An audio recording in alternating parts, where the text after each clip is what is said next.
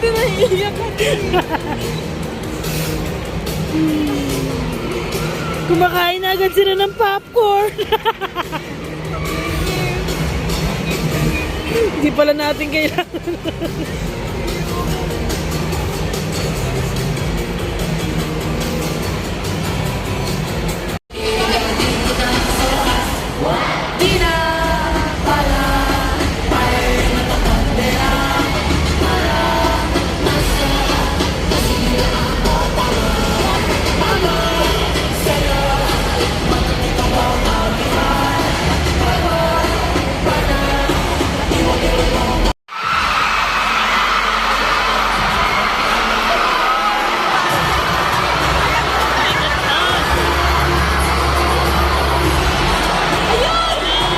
Kasi nakaupo malapit sa atin.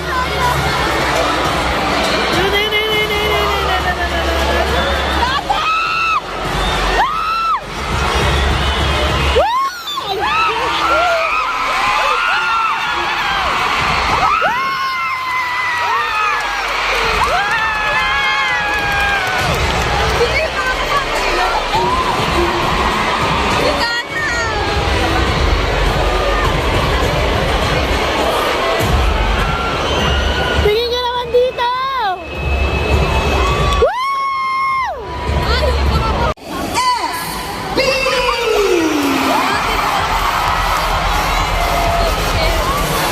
Now, do you think you know all of the SB19 songs by heart? If alam ninyo, if memorize ninyo, every lyric, itaas ninyo ang inyong mga kamay. You gotta be proud, okay?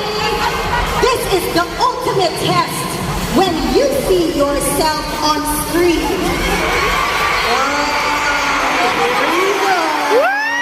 Our cameras are rolling around. If you are Ansley Joy!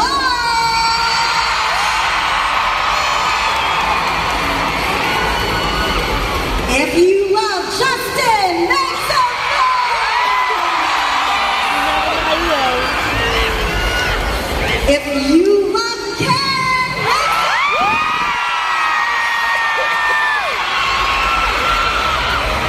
That's a Pablo!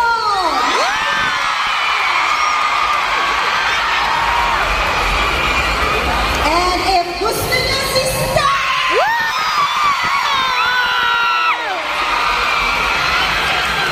And if you love Nakakabila!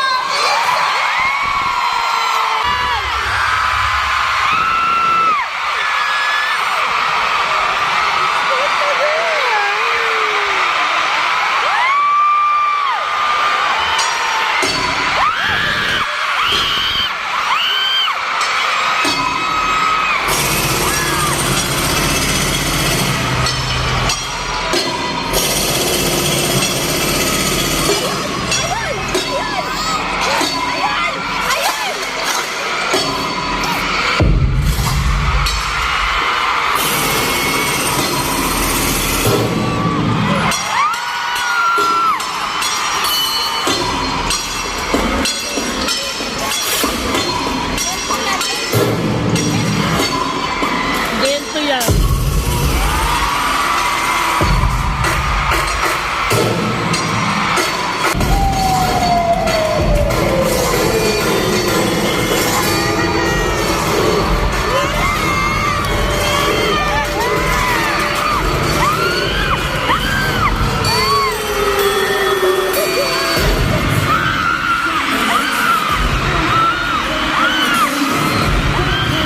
Magandang araw mga anak! Tara, samahan nyo na naman ako sa isang kwento ng buhay ko. Tulad nga ng nakaraang video na sinabi ko, sobrang tagal na nito yung video na to. At ito na yung pinaka-exciting part talaga ng bonggang-bongga. Dito mo makikita yung mga emotion ng kilig, saya, gulat. Feeling ko nga nag-exorcist na nga kami dyan. Pero kidding aside, napakasaya pala ng pakiramdam dun sa first time na mapapanood mo yung mga idol mo.